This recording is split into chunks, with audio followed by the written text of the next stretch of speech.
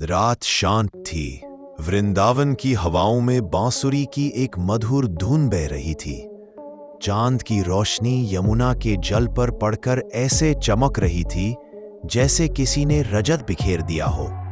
गोपियां सब अपने अपने घरों में लौट चुकी थी, पर एक युवक वृंदावन के कुंजों में अकेला बैठा था। अब तुम सोच रहे होगे कि ये कुंजों क्या होता है, तो मैं बता दूं, इसका मतलब होता है कोई छोटा सा बागीचा। अब स्टोरी की तरफ चलते हैं। उसका नाम आरव था, एक ऐसा युवक जो जीवन के संघर्षों से थक चुका था। कभी उसका एक परिवार भी था, कुछ उसके दोस्त भी थे, सब कुछ था उसके पास, परिवार, धन, मित्र, सपने। अब उसके अपनों ने भी उसे छोड़ दिया। बस अब वह अंदर से खाली हो चुका था। अब कोई उम्मीद नहीं बाकी बची। उसके पास अब बस एक खाली था, एक बेचैनी जो हर रात उसे जगाए रखती थी। उसने आसमान की ओर देखा और कहा, हे भगवान, अगर आप सच में हो तो मुझसे एक बार बात करो। क्यों इतना दर्द दिया है आपने मुझे? लगता है मुझको ऐसा कि मैं इस यमुना के जल में अपनी जान दे दूं। तभी अचानक यमुना के जल में हल्की लहर उठी और एक धीमी कोमल आवाज सुनाई दी। आरव चौंक गया। उसने इधर उधर देखा, कोई नहीं था। फिर वही आवाज, आरव, भय मत कर, मैं हूं, तुम्हारा कृष्ण। फिर क्या आरव की आंखों से आंसू बह निकले। वो कांपते हुए बोला, कृष्ण, क्या ये सच है? क्या आप मुझसे बात कर रहे हैं? मधुर स्वर में उत्तर मिला, हाँ मेरे प्रिय, जब भी कोई सच्चे हृदय से पुकारता है मैं वहीं प्रकट होता हूं। तुम दुखी क्यों हो? आरव बोला, मैंने सब खो दिया है। मेहनत की, ईमानदारी रखी, फिर भी सफलता नहीं मिली। लोग धोखा देते हैं और मैं हर बार हार जाता हूं। कृष्ण मुस्कुराए, तुमने सफलता को वस्त्र की तरह पहना, इसलिए जब हवा चली वो उड़ गया। सफलता वस्त्र नहीं, स्वभाव है। जो भीतर शांत है वही सच्चा विजेता है। आरव बोला, लेकिन मन शांत कैसे रखूं प्रभु? ये मन तो कभी रुकता ही नहीं। कृष्ण बोले, मन को जीतना सबसे कठिन युद्ध है, पर वही युद्ध सबसे सुंदर फल देता है। जब तुम बाहरी दुनिया से उम्मीद छोड़ दोगे और भीतर झांकना शुरू करोगे, तब तुम्हें सच्ची शांति मिलेगी। कृष्ण फिर बोले, आरव, कर्म करो, लेकिन फल की चिंता मत करो, क्योंकि जब तुम परिणाम पर टिक जाते हो तुम वर्तमान खो देते हो, और जो वर्तमान खो देता है वो जीवन की दिशा खो देता है। आरव ने पूछा, लेकिन प्रभु, अगर मैं फल नहीं चाहूं तो मेहनत का अर्थ क्या है? कृष्ण बोले, कर्म ही पूजा है मेरे बालक। कृष्ण को अर्पित हर कर्म फलदायी होता है। जब तुम सच्चे मन से कार्य करते हो तो वह स्वयं तुम्हें उस मंजिल तक ले जाता है जहां तुम्हें जाना होता है। फिर वे बोले, जो तुम्हारे पास है वही तुम्हारे लिए सर्वोत्तम है इस क्षण में। जो नहीं मिला उसका समय अभी नहीं आया, और जो चला गया वह तुम्हें कुछ सिखाने आया था। रात और गहरी हो चुकी थी।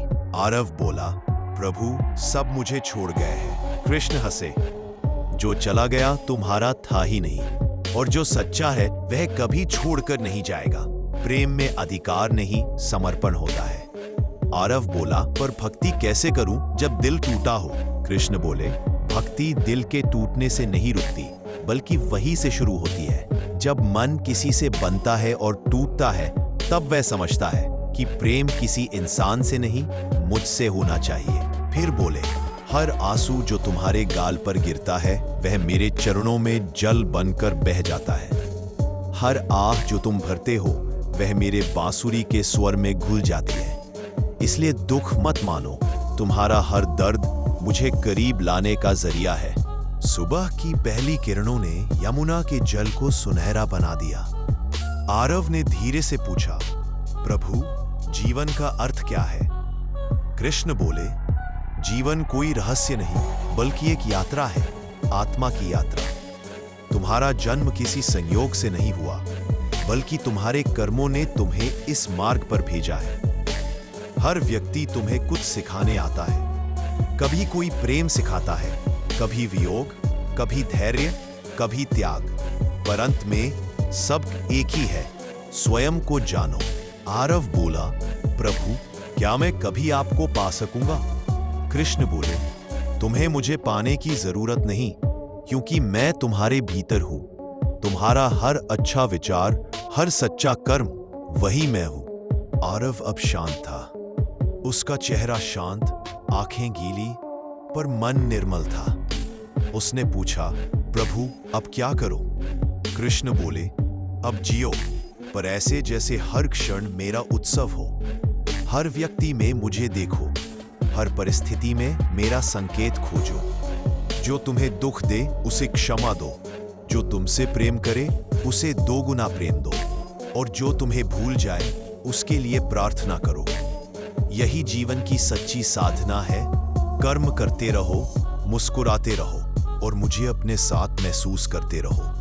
आरव ने हाथ जोड़कर कहा, प्रभु आपने मेरा जीवन बदल दिया।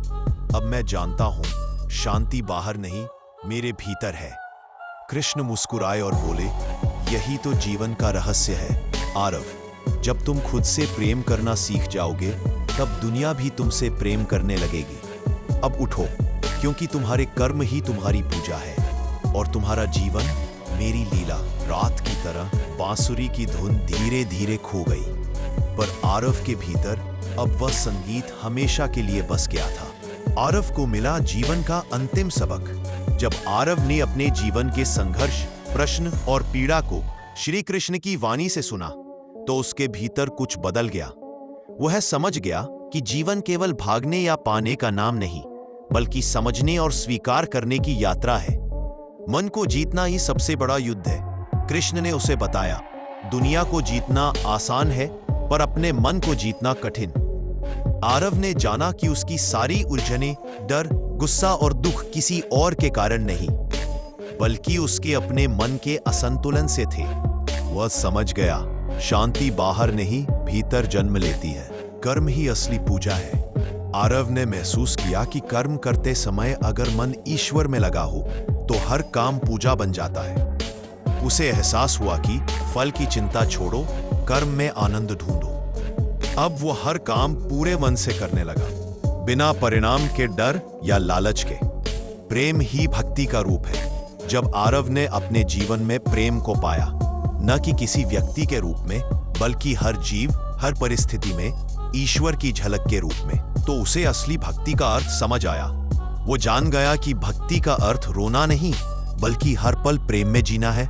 दुख सजा नहीं, साधना है। कृष्ण की वाणी ने उसे सिखाया कि जीवन के दुख सजा नहीं, बल्कि आत्मा को जगाने वाली साधना है। हर दर्द एक संदेश लाता है कि भीतर की ताकत को जगाओ, विश्वास रखो और आगे बढ़ो।